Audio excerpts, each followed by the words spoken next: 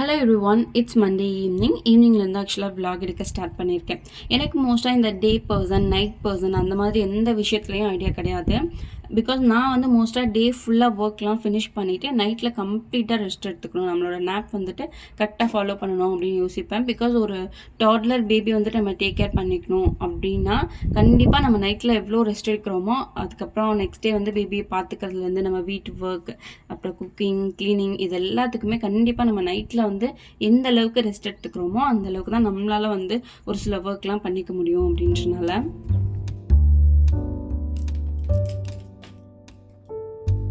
But ஒரு சில days எனக்கு டோட்டல் ஆப்போசிட்டாக இருக்கும். மேபி அது ஒரு சில மூட் ஸ்விங்ஸ்னால இருக்கா என்னன்றது தெரில, no idea for that. But ஒரு சில டேஸ் அந்த மாதிரி இருக்கும். மார்னிங் எழுந்து குக்கிங் மட்டும் பண்ணிப்பேன், மற்றபடி பண்ணுற க்ளீனிங் ஒர்க்காக இருக்கட்டும், ஒரு சில டெய்லி ரொட்டீன் வந்துட்டு கொஞ்சம் வந்து பண்ண தோணாது, சும்மாவே உட்காந்துட்ருப்போம். சம்டைம்ஸ் பேபி வந்து தூங்குறாங்க அப்படின்னா அந்த டைமில் நானும் கொஞ்சம் நேப் எடுத்துக்கணும், இன்னொன்று நானும் தூங்கணும் அப்படின்னா தூங்கிப்பேன். ஒரு சில டைம் தூக்கமே வராது, சும்மா மொபைல் பார்த்துட்ருக்கிறது, ஸ்க்ரோல் பண்ணுறது, சும்மா கூட உட்காந்துட்ருப்பேன். ஆனால் இந்த ஒர்க்குமே பண்ண பிடிக்காது. ஸோ டேயில் இருக்க ஒரு சில ஒர்க்லாம் வந்துட்டு அப்படியே போஸ்ட்போன் பண்ண மாட்டேன். முடிஞ்ச அளவுக்கு எப்பப்போ தோணுதோ அப்பப்போ வந்து கவர் பண்ணி வச்சுப்பேன். பட் டேயில் நான் ஒரு சின்ன நேப் எடுத்திருக்கேன், நல்ல ரெஸ்ட் எடுத்திருக்கேன், இல்லை எந்த ஒர்க்குமே பண்ணாமல் சும்மா இருந்திருக்கேன் அப்படின்ற பட்சத்தில் நைட்டில் எனக்கு சுத்தமாக தூக்கம் வராது. ஆனால் அந்த டைமில் நம்மளோட பாடியும் மைண்டும் அவ்வளோ வந்து ஆக்டிவாக ஒர்க் பண்ணுற மாதிரி இருக்கும். அந்த டைமில் எந்த ஒர்க் கொடுத்தாலும் ஒரு டஃப்பான ஒரு சில ஒர்க்லாம் இருக்கும் இல்லையா, அதெல்லாம் அந்த டைமில் கொடுத்தா வந்து பண்ணிட முடியும் அப்படின்ற மாதிரி ஒரு கிளாரிட்டி இருக்கும் மைண்டுக்கு. ஒரு சில ஸ்டடி ரிலேட்டடான நோட்ஸ் எடுக்கணும் அப்படின்னா கூட எனக்கு அந்த டைமில் நிறைய கிளாரிட்டி, நிறைய ஐடியாஸ் கிடைக்கும். நிறைய வந்து ஈஸியாக எல்லாமே எடுத்துகிட்டு போகிற மாதிரி ஃபீல் பண்ணியிருக்கேன். இந்த எடிட்டிங் ஒர்க் கூட நான் நிறைய வந்து நைட் டைமில் தான் பண்ணியிருக்கேன்.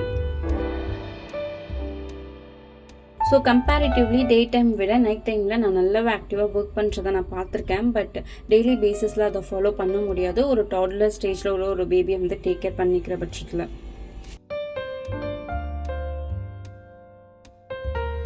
ஸோ ஏன் வந்துட்டு இந்த டாபிக் சூஸ் பண்ணி பேசிகிட்டு இருக்கேன் அப்படின்னா, ப்ரீவியஸ் டே ஈவினிங் வரைக்குமே நல்லா ரெஸ்ட் எடுத்துட்டேன், பேபி கூட சேர்ந்து நல்லா தூங்கினேன், அண்ட் எந்த ஒர்க்குமே பண்ணாமல் கொஞ்சம் நல்லா ரெஸ்ட் எடுத்துட்டேன். ஸோ நைட்டில் என்ன பண்ணுறதுன்னு தெரியல.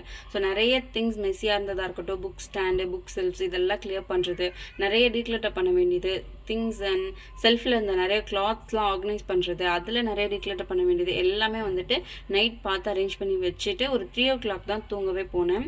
ஸோ மார்னிங் கொஞ்சம் லேட்டாக தான் எழுந்தேன். ஆக்சுவலாக டேரெக்டாக நான் லஞ்ச் சாப்பிட்றதுக்கு தான் எழுந்தேன்னு சொல்லலாம். ஒரு 11:30க்கு எழுந்தேன். ஸோ டேரெக்டாக பிரேக்ஃபாஸ்ட் ஸ்கிப் பண்ணிவிட்டு லஞ்ச் தான், நான்வெஜ் ரெடி பண்ணியிருந்தாங்க. ஸோ லஞ்ச் சாப்பிட்டு முடிச்சிட்டேன்.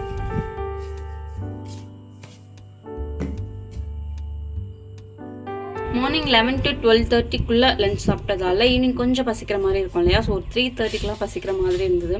ஸோ டீ டைம் தான் வந்துடுச்சு. இது கூட ஸ்நாக் எதாவது ரெடி பண்ணலான்னு பார்த்தப்போ வீட்டில் பொரி மட்டும்தான் இருந்தது.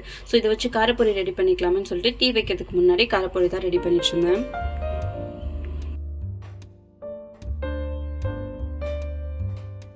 அன்றைக்கி குக்கிங் நிறையவே பண்ணியிருந்தோம். ஸோ முடிஞ்ச அளவுக்கு க்ளீனிங்கும் கையோடய பண்ணி வச்சுட்டோம். ஸோ நிறைய ஃப்ரீ டைம் இருந்தது, நமக்கு தேவையானதை நம்மளே குக் பண்ணிக்கலாம் அப்படின்ட்டு எனக்கு காரப்பொரி ரெடி பண்ணியிருந்தேன். இந்த காரப்பொரிக்கு நிறைய சாப் பண்ண ஆனியன் அண்ட் சாப் பண்ண பூண்டு நிறைய குட்டி குட்டியாக சாப் பண்ணி போட்டோம் அப்படின்னா டேஸ்ட் இன்னுமே என்ஹான்ஸ் பண்ணி கொடுக்கும். ஸோ நான் அந்த மெத்தடில் தான் இன்றைக்கி ஃபாலோ பண்ணியிருக்கேன்.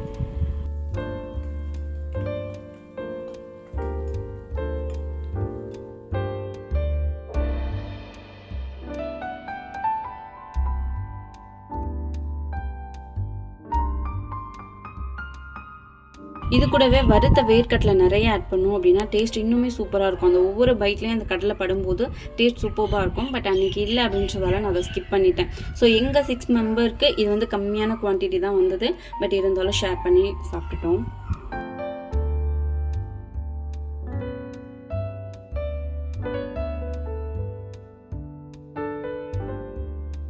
ஸோ குக் பண்ண கையோட ஃபஸ்ட் அந்தந்த திங்ஸ்லாம் அந்தந்த பிளேஸில் அரேஞ்ச் பண்ணிவிட்டு வெசல்லாம் கொஞ்சம் வாஷ் பண்ணி வச்சுட்டு நான் அதுக்கப்புறம் எங்களோட டீ டைம் வந்து என்ஜாய் பண்ணோம்.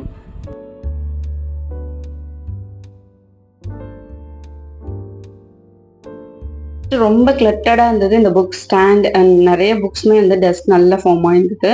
ஸோ அதெல்லாமே கிளியர் பண்ணி எடுத்து வைக்கணும். மோஸ்ட்டாக இந்த வீட்டை பொறுத்த வரைக்கும் காட், வார்ட்ரோப் அந்த மாதிரி ப்ராப்பராக ஒரு சில திங்ஸ் எல்லாமே அரேஞ்ச் பண்ணவே இல்லை. கிச்சன்லையுமே குக்கிங்க்கு தேவையான பேசிக்காக தேவையான திங்ஸ் மட்டும்தான் இப்போ வரைக்கும் அரேஞ்ச் பண்ணி வச்சுருக்கோம். அண்ட் ஒரு சில கிளாத்ஸ் எங்களுக்கு டெய்லி பேசிஸில் நாங்கள் யூஸ் பண்ணுறது, அப்பா ஆஃபீஸ் வியர் பண்ணி போடுறது. ஸோ அந்த மாதிரி ட்ரெஸ்ஸஸ் மட்டும்தான் இங்கே இருக்கும். ஸோ இன்னுமே ஒரு சில ஒர்க் அவுட் சைடில் போயிட்டுருக்கு, பாத்ரூம் ஒர்க் இன்னுமே போயிட்டுருக்கு. ஸோ எல்லாமே கம்ப்ளீட்டாக ஃபினிஷ் ஆனதுக்கு அப்புறம் தான் ஒன்று ஒன்றா வந்து செட் பண்ணணும் அப்படின்ட்டு இருக்கோம்.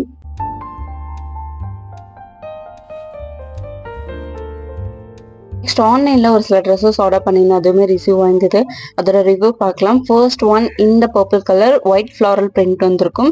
அண்ட் செலக்டடாக ஒரு சில பிளேசஸில் ரவுண்ட் ஷேப்பில் ப்ளூ கலர் டாட் மாதிரி வந்திருக்கும். ஸோ இது டாப் ஃபுல்லாகவே இந்த மாதிரி தான் வந்திருக்கு. அண்ட் இதோட ஸ்லீவ் லைட்டாக பஃப் மாதிரி வந்திருக்கும் அண்ட் ஹாஃப் ஸ்லீவ்.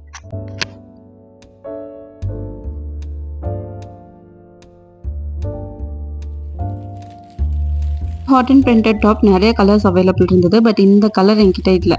ஸோ நான் இதை சூஸ் பண்ணியிருந்தேன்.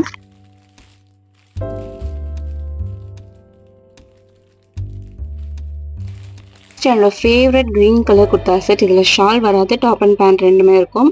இதில் நிறைய கலர்ஸ் அவைலபிளாக இருக்குது. பட் எனக்கு இந்த க்ரீன் மோஸ்ட்டாக பிடிக்கும். ஸோ அதனால நான் இதை சூஸ் பண்ணியிருக்கேன். இதுலேயே பிங்க் ஷேடும் ரொம்ப பார்க்க லுக் வைஸ் நல்லா இருந்தது. பட் மோஸ்ட்டாக என்னோட ஃபேவரட் கலர் அப்படின்னா க்ரீன் தான். இதுலேயும் ஒயிட் கலர் பிரிண்டட் கொடுத்துருந்தாங்க. ஃப்ரண்ட்டில் த்ரெட் ஒர்க்குமே இருந்தது.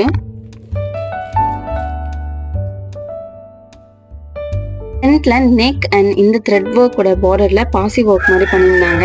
அண்ட் இதோட sleeve 3/4.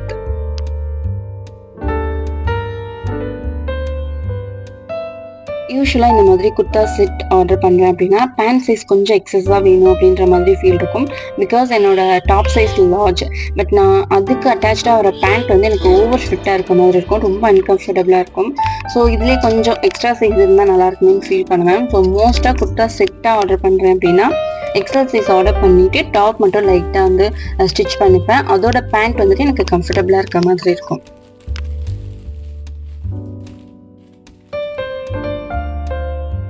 So kurta set XL order place பண்ணதால நான் இந்த டாப் வந்து கவனிக்கவே இல்லை. இதுவும் எக்ஸல் சைஸ்லேயே ஆர்டர் பண்ணியிருப்பேன் போல். ஸோ இதை ரிசீவ் பண்ணதுக்கப்புறம் தான் வந்து கவனித்தேன். ஓகே, இதையுமே வந்து ஸ்டிச் பண்ணிக்கலாம் அப்படின்னு எடுத்து வச்சுட்டேன்.